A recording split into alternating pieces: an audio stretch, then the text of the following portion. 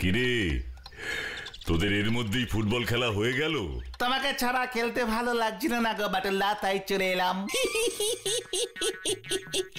ও তাছাড়া ভাবলাম যে কি? খেলা তো প্রতিদিনই আছে, কিন্তু আজ আমরা তোমার একটা গপ্প শুনতে চাই।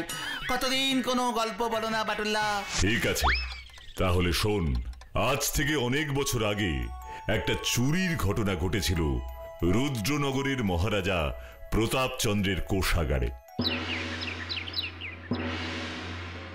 আমি জানতাম অটুল, আমার রুদ্রনগরের এই ঘোর বিপদের দিনে তুমি অবশ্যই আমাদের সাহায্য করতে আসবে।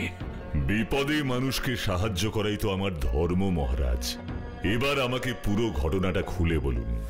বেশ কিছুদিন ধরে আমার রাজকোষের বিশাল বড় তালা খুলে প্রহরীদের চোখে ধুলো দিয়ে প্রতিদিন এক ঘড়া মোহর চুরি হয়ে যাচ্ছে।